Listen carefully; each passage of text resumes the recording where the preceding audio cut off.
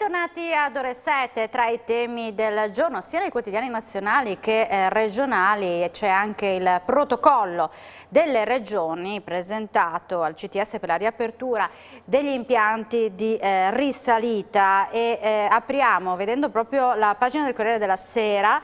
Così la montagna può ripartire e vedete le proposte al CTS, ma ne vorrei parlare in diretta via Skype con Monica Bertarelli, che è la direttore del Consorzio Turistico Sappada Dolomiti. Buongiorno e benvenuta in diretta ad Ore 7.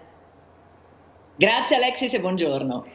In questa splendida location a Sappada, bellissimo vederti con questo panorama, ti chiedo appunto di commentare assieme questo tema, ovvero la proposta del CTS, capienza al 50% in zona arancione, le piste da sci saranno aperte anche in zona arancione ma con una capienza al 50% per tutti i tipi di impianto, ski pass limitati in base alle aree. Sto leggendo il Corriere della Sera: per limitare il numero degli sciatori verrà introdotto un tetto massimo di ski pass giornalieri vendibili calcolato sulle quote giornaliere e settimanali, prenotazione e prevendite online per ridurre naturalmente le code, gli assembramenti alle biglietterie. Tutto questo potrebbe dare appunto la possibilità di riapertura agli impianti per il 15 febbraio. Monica, cosa ne pensi di questo protocollo? Ma penso che sia decisamente sensato, che forse però si sarebbe potuto farlo prima, perché il tema del distanziamento sociale che abbiamo affrontato anche nella passata stagione estiva, si diceva che in montagna è naturale. È logico che d'inverno con le code e per gli impianti di risalita, per appunto poter praticare lo sci di discesa, è diverso rispetto all'estate, è completamente diverso. Però con il protocollo che è appena stato steso, che è appena stato presentato, obiettivamente fin dall'inizio della stagione, che quest'anno sarebbe potuta partire già da fine novembre, primi di dicembre, non ci sarebbero stati problemi. Allora c'è chi dice con tutti i problemi relativi alla sanità ci vuole anche la montagna, la settimana bianca, si leggono le polemiche sui giornali, no? Di fatto ricordiamoci però che c'è un mondo che vive con questa economia, un mondo fatto di famiglie, non è fatto, ci si immagina magari come imprenditori grandi aziende, certo ci sono anche quelle, ma ci sono anche le piccole aziende a conduzione familiare che vivono proprio di turismo invernale, e con le dovute garanzie si sarebbe potuti partire, senza voler far polemica, appunto già quasi 3 mesi fa. Sono stati buttati via 3 mesi spettacolari, con neve naturale, con giornate di sole che come si legge, come si sente, come è detto da esperti, avrebbero potuto far bene anche alla salute, non solo alle tasche e all'economia di chi opera e vive di montagna.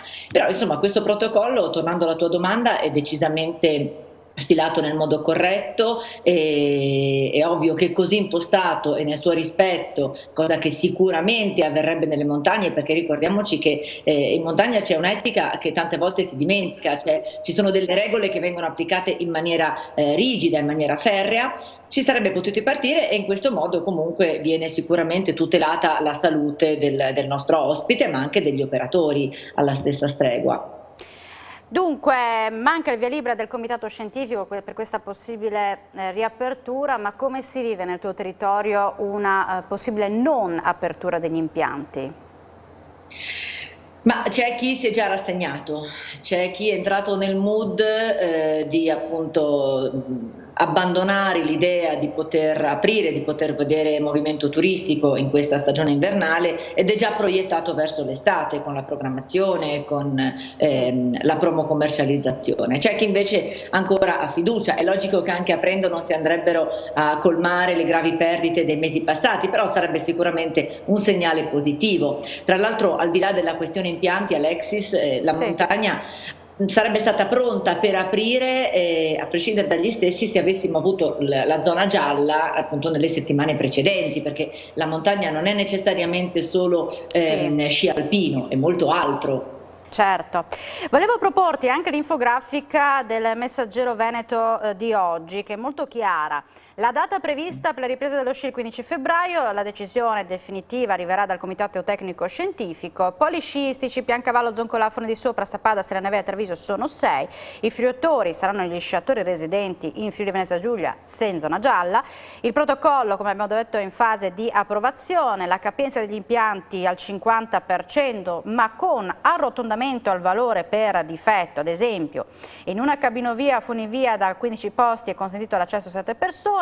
Ski Pass, tetto massimo di ticket venduti giornalieri, la modalità di vendita online e anche naturalmente le prenotazioni online per acquistare lo Ski Pass, presenza nei vari posti, tetto massimo di sciatori giornalieri, modalità di accesso agli impianti con mascherina che sarà obbligatoria, distanziamento, percorsi guidati e contingentamenti. Luoghi di ristoro lungo le piste saranno aperti ma con ingressi scaglionati per evitare assembramenti, e poi naturalmente gli alberghi e le pensioni saranno regolarmente aperti. Gli alberghi a Sappada si stanno preparando a questa riapertura degli impianti. Com'è la situazione per quanto riguarda gli alberghi? Sì. Si stanno preparando e, come si diceva prima, c'è un po' questa divisione tra chi aprirà a tutti i costi, anche rischiando di andare in perdita, perché la gestione invernale di una struttura ricettiva è molto più complessa rispetto a quella estiva, non solo a livello di personale e gestione dello stesso, ma anche per affrontare una serie di costi fissi che vanno dal riscaldamento a molti altri. Quindi c'è chi sta facendo le proprie valutazioni, ma la sensazione è quella che si voglia comunque aprire ad ogni costo, per dare un segnale che la montagna c'è, che la montagna è bella, che la montagna soprattutto mai forse come quest'anno è democratica, perché è per tutti, perché non serve necessariamente sciare, ma con tutta questa bella neve ci si può concedere semplicemente una passeggiata, una ciaspolata che fa molto bene alla salute, come vediamo nelle immagini una camminata nella Sappada Vecchia, che è uno scrigno proprio, riconducendoci anche alla vostra trasmissione, è un gioiello dell'architettura, della storia, che condensa la cultura e la tradizione di Sappada. Quindi dicevo, non necessariamente si deve sciare. Abbiamo lo sci di fondo, noi da anni stiamo promuovendo la nostra pista del fondo grazie anche ai nostri campioni olimpici, Silvio Fauner, Pietro Piller-Kotler, ma anche la stessa bellissima Lisa Vitozzi, che qui si è allenata, perché anche lo sci di fondo è per tutti. Certo, se uno lo vuole praticare bene e arrivare alle Olimpiadi, no, però può essere un'attività che fa bene allo spirito, perché si è immersi in uno spettacolo. Non parlo ovviamente solo di Sappada, ma di tutta la nostra montagna. Abbiamo delle montagne splendide che non sono solo le Dolomiti, ma anche le Alpi, le Prealpi, e quindi si gode di questo panorama, si sta bene perché è uno sport, uno dei due sport insieme al nuoto che fa benissimo alla salute e si dà respiro al nostro corpo, ma anche alla montagna. Senti, hai citato qualche iniziativa, ma il consorzio, oltre alle iniziative sulla neve, si sta preparando anche ad altro per questo inverno e anche per l'estate?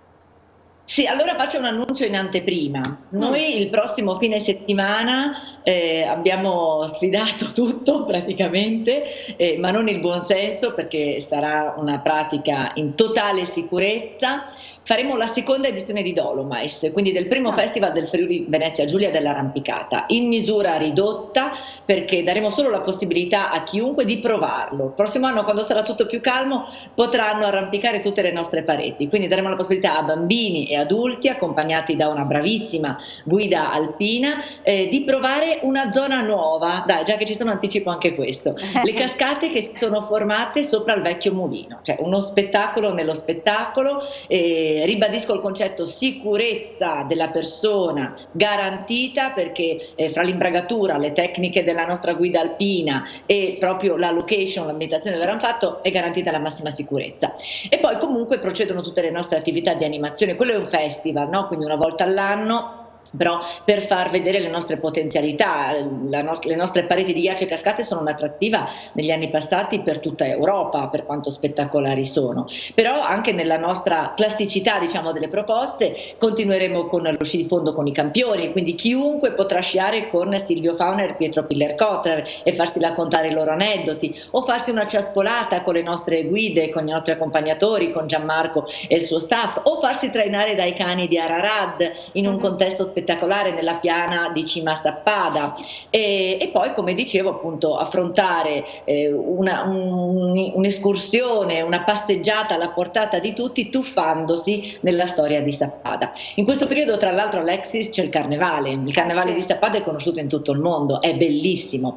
Il comitato ha deciso, ovviamente in rispetto delle normative anti-Covid, di non dare il via alle classiche manifestazioni, quindi alle 3 domeniche di iniziative, però ci saranno delle iniziative spontanee, isolate, di modo che non ci sarà la possibilità di assembramenti o di appunto contagio, e quindi i sappadini, che sono grandi interpreti di questa tradizione del carnevale, si vestiranno con i costumi tipici dell'Ottocento e del Novecento, inscenando delle simpatiche gag per le vie di Sappada. Con loro ci saranno anche i rollati, che sono la figura tipica del nostro carnevale, tutti coperti con la maschera lignea per non farsi conoscere, perché guai farsi riconoscere né dai turisti ma tantomeno dai propri compaesani, non bisogna sapere chi c'è dietro quella maschera, e quindi ci sarà comunque qualche momento di gioia, di allegria e spunto legato alla nostra tradizione. Questo non mancherà, è garantito.